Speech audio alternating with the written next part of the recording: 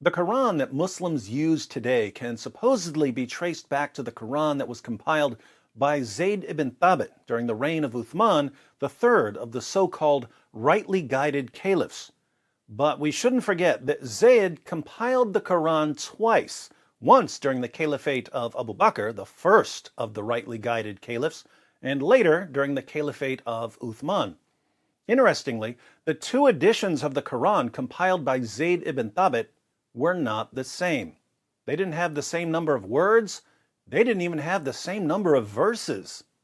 Clearly, if the same man couldn't collect the same Quran twice, the perfectly preserved Quran is about as miraculous as this perfectly preserved human being. We're going to look at an example of how Zayd's first edition of the Quran was different from his second edition of the Quran. But before we go to the hadith, let's listen to Sheikh Yasir Qadhi as he explains the historical background. In fact, what happened was, after the death of the Prophet Muhammad, peace be upon him, the Quran was compiled within 2 years after his death. And so the official compilation took place when every single one of the major companions of the Prophet, peace be upon him, were still alive. Abu Bakr convinced Zayd ibn Thabit to collect the Quran after much of the Quran was lost due to Muslims dying in battle. But the only purpose of this Quran was to preserve the Quran in case more Muslims died in battle. But this official recension of the Quran was not made obligatory upon the entire caliphate, upon the entire Islamic nation. And people would simply copy with their own hands any copy that they had. And obviously human errors occurred. Obviously when you have 6th, 7th, 8th generation copyists, anybody at home who knows how to read and write is just copying the Quran, obviously errors are going to creep in, and there's no question that there were variances, spelling mistakes. Hats off to Dr. Qadhi for admitting that there were textual variants among the early Quran manuscripts.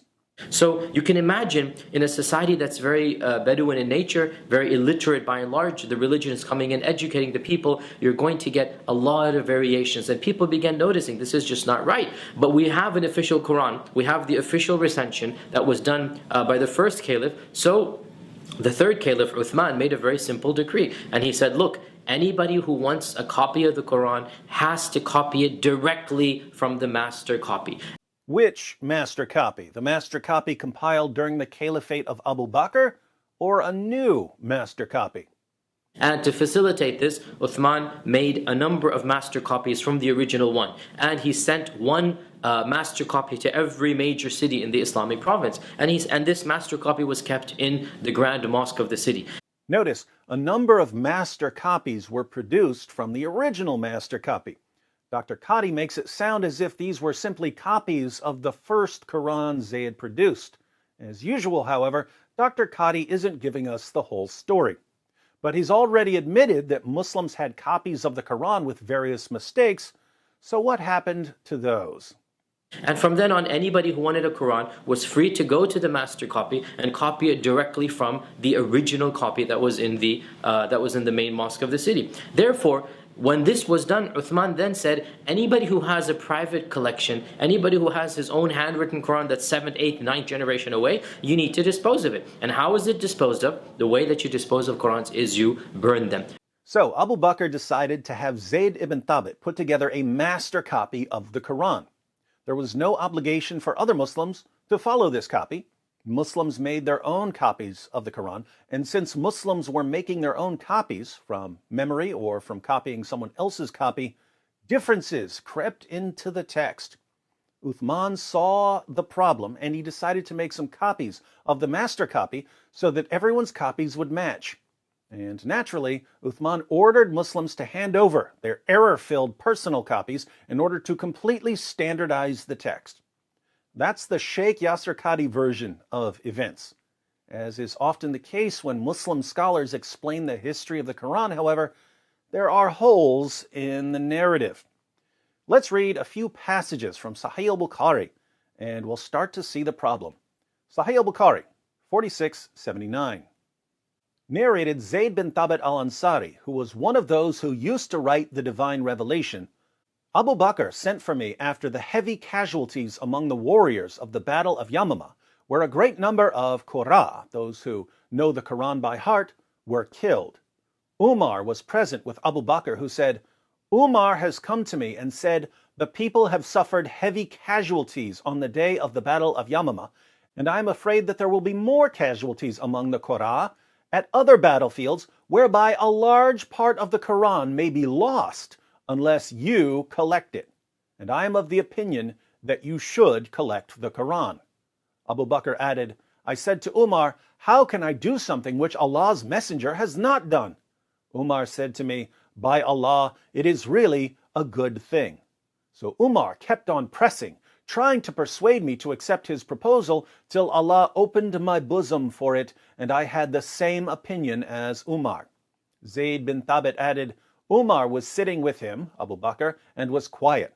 Abu Bakr said to me, you are a wise young man, and we do not suspect you of telling lies or of forgetfulness, and you used to write the divine revelation for Allah's Messenger. Therefore look for the Quran and collect it in one manuscript. Look for the Quran? I thought they all knew it. By Allah, if he, Abu Bakr, had ordered me to shift one of the mountains from its place, it would not have been harder for me than what he had ordered me concerning the collection of the Quran. I said to both of them, how dare you do a thing which the Prophet has not done? Abu Bakr said, by Allah, it is really a good thing. So I kept on arguing with him about it till Allah opened my bosom for that which he had opened the bosoms of Abu Bakr and Umar. So I started to search. He had to search? I thought they all had it memorized. I started to search for the Quranic material and to collect it from parchments, scapula, leaf stalks of date palms, and from the memories of men who knew it by heart.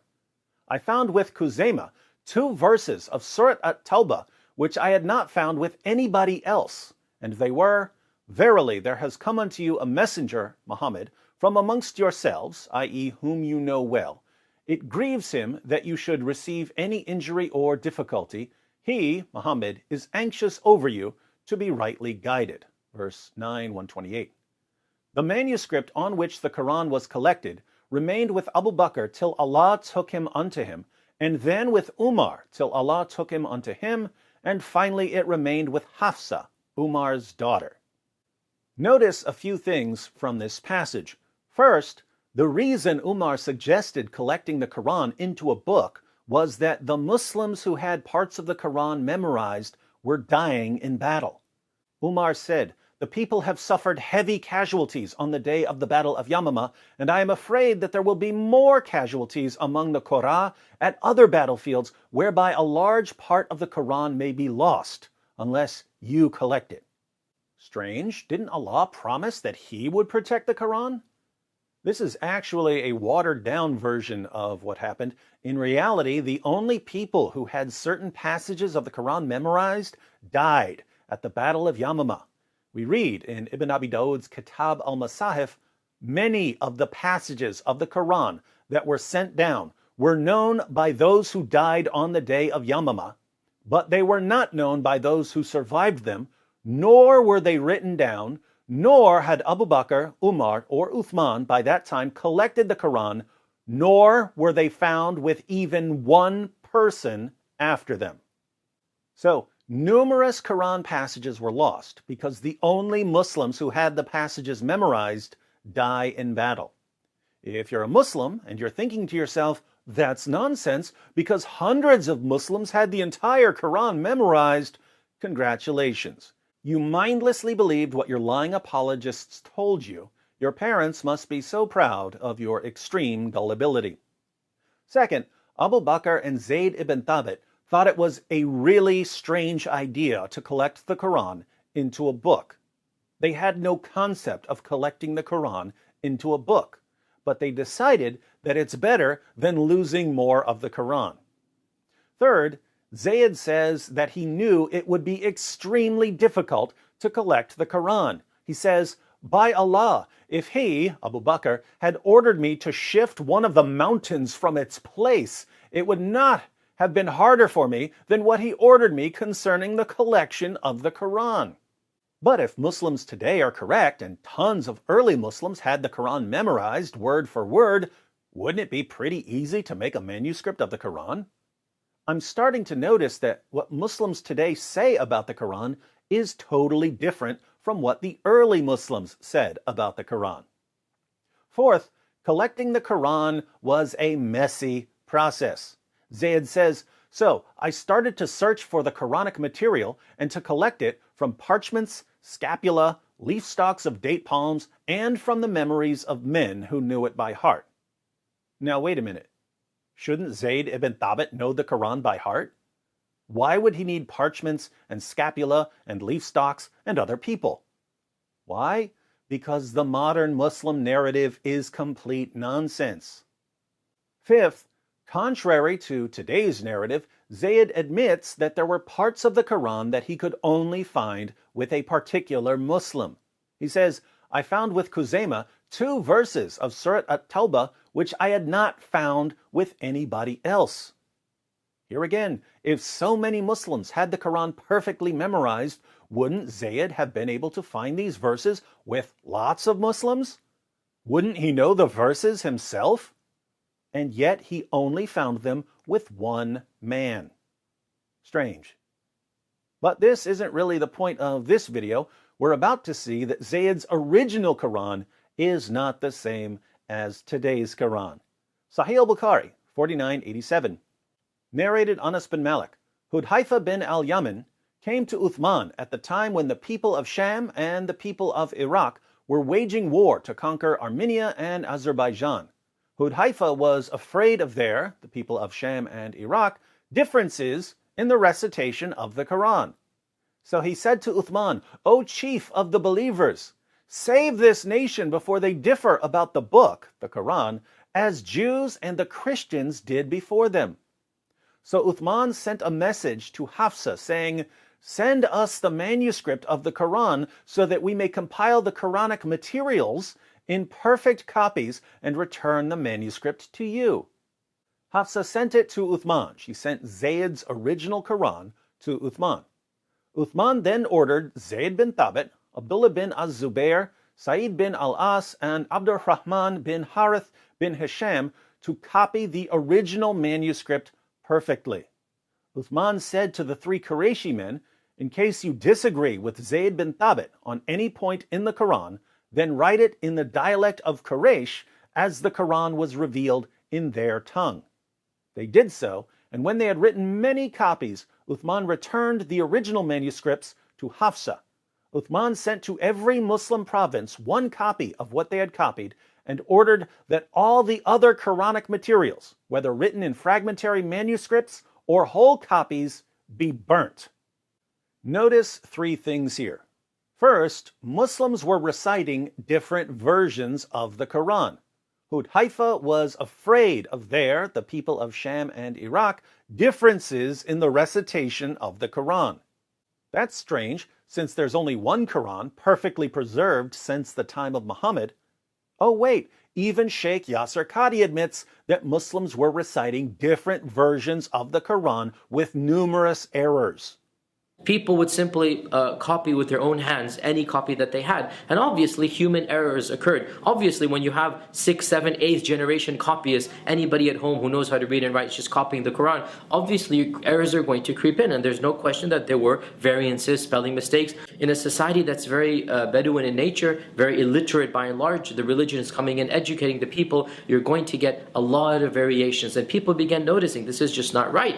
Second, if you think these are only minor differences, read the passage. Hudhaifa says, "Save this nation before they differ about the book, the Quran, as Jews and the Christians did before them." There are major differences between Jews and Christians. Hudhaifa says that if Uthman doesn't intervene, Muslims will end up differing as much as Jews and Christians. Third, Zayd and co. aren't simply making a word-for-word copy of Zayd's earlier Quran, because Uthman admits that the team might have some disagreements. Uthman says, "In case you disagree with Zayd bin Thabit on any point in the Quran, then write it in the dialect of Quraysh as the Quran was revealed in their tongue." That's strange. I thought the Quran was revealed in 7 dialects. But Uthman says it was only revealed in 1. I'm beginning to think that Muslims today have no clue what they're talking about. It seems then that when Uthman ordered them to copy the original manuscript perfectly, he meant copy this, but try to make it perfect and not make an exact copy. If they were making exact copies, there wouldn't have been any room for disagreement. So Zayd and co. made several modified copies of Zayd's original Quran. But we know that there were even more significant differences between the original and the later copies. Sahih al-Bukhari 4988. Zayd bin Thabit added, "A verse from Surat al-Ahzab was missed by me when we copied the Quran, and I used to hear Allah's Messenger reciting it. So we searched for it." They had to search for it? I thought they all knew it by heart. "So we searched for it and found it with Khuzaymah bin Thabit al-Ansari. That verse was, 'Among the believers are men who have been true in their covenant with Allah.'" Verse 33-23. Sahih al-Bukhari 4784. Narrated Zayd bin Thabit, "When we collected the fragmentary manuscripts of the Quran into copies, I missed one of the verses of Surat al-Ahzab which I used to hear Allah's Messenger reciting. Finally, I did not find it with anybody except Khuzaymah al-Ansari, whose witness was considered by Allah's Messenger equal to the witness of 2 men. And that verse was, 'Among the believers are men who have been true to their covenant with Allah.' 33-23. Notice, this was when Zayd and co. were making the copies, so this was during the caliphate of Uthman. Now, if they were simply copying Zayd's earlier version of the Quran, why were they using what Zayd called fragmentary manuscripts? Apparently, Zayd didn't think that any of the earlier manuscripts were complete. They were all fragmentary, including his. But here's what's interesting. Even though Zayd had his original version of the Quran, and even though he had numerous other manuscripts, he noticed that something was missing from all of them. He remembered a verse that he couldn't find anywhere. He went looking for it, and he eventually found it with Khuzaymah al-Ansari, the same Muslim who was the only Muslim who remembered the last 2 verses of Surah 9. Here again, I thought that there were hundreds of Muslims who had memorized the entire Quran word for word. And yet, there were verses that no one except Khuzaymah could remember. Putting all of this together, the early Muslim community didn't want to have the Quran in book form. They only reluctantly agreed to compile the Quran into a book because they recognized that human memory is a really, really bad way to preserve an entire book. If we go with the story in Kitab al-Masahif, much of the Quran was already lost. Muslims put together a physical copy because they didn't want to lose more of it. If we go with the watered-down story in Bukhari, we can still see that Muslim leaders were extremely worried that they would lose parts of the Quran unless they had a physical copy. What do Muslims tell us today? They tell us that the Quran couldn't be corrupted because of the infallible tool of human memory. What do the early Muslims tell us? They tell us, don't trust human memory. Get a hard copy. Muslims today also tell us that there has never been a single difference anywhere in any manuscript of the Quran. And yet, even Muslim scholars are admitting that the first generation of Muslims were making mistakes in their manuscripts. People would simply copy with their own hands any copy that they had. And obviously human errors occurred. Obviously when you have 6th, 7th, 8th generation copyists, anybody at home who knows how to read and write is just copying the Quran, obviously errors are going to creep in, and there's no question that there were variances, spelling mistakes. How could a Muslim make a mistake in writing the Quran when he was surrounded by Muslims who had memorized it perfectly? One of life's great mysteries. The early Muslim community ended up with so many differences in their Qurans that the Caliph Uthman had to standardize the text. Again, why did Uthman decide to standardize the text? Why was there a need for standardization? Because Muslims were reciting different Qurans. How were they reciting different Qurans when there's only been one Quran perfectly preserved from the time of Muhammad? Another of life's great mysteries. And as we've seen, the standardized version didn't agree with any earlier version, not even the earlier version of Zayd ibn Thabit himself. One man put the Quran together for two different caliphs, and he couldn't come up with the same Quran twice. Everything we read about the early history of the Quran tells us that there were massive problems putting this book together. It was an extraordinarily difficult and sloppy process. What do our Muslim friends tell us? Perfect preservation, right down to the letter. It's a miracle. Just ignore everything in all of our sources. Ignore the stories about Muhammad's top Quran reciters having different numbers of chapters. Ignore the stories about entire chapters coming up missing. Ignore the stories about large passages coming up missing. Ignore the stories about verses being eaten by a sheep. Ignore the stories about burning manuscripts to cover up the differences. Ignore the tens of thousands of differences among different Qurans today. Just ignore all the actual evidence and mindlessly believe one of the most demonstrably false claims in the history of humanity, the demonstrably, indisputably false claim that the Quran has been perfectly preserved. Oh, Muslims, you have no idea how happy you made us when you decided that the centerpiece of your case for Islam would be a claim that anyone can refute if they do 5 minutes of research. Please, tell us more about your perfectly preserved book. And while you're at it, explain one more thing. Zayd's original Quran didn't include Surah 33, verse 23. He only remembered that there was a Surah 33, verse 23 years later, and he was only able to find one man who could recite it. But there were many other problems with Surah 33. According to Ubay ibn Ka'b, one of Muhammad's top reciters of the Quran, more than 200 Quran verses were lost from Surah 33 alone. The verse of stoning and the verses about breastfeeding adults were also in Surah 33. These verses are no longer in there because Aisha had the only copy and her sheep conveniently ate it. So tell me, why did Surah 33 cause so many problems for the early Muslim community when there were supposedly so many Muslims who had memorized the entire Quran? If you don't know what I'm talking about right now, be sure to watch my video, 200 plus Quran verses missing from a single chapter. We need you to explain all of these problems with Surah 33 so that we don't continue thinking that there are holes in the narrative. You don't want us thinking that there are holes in the narrative, do you?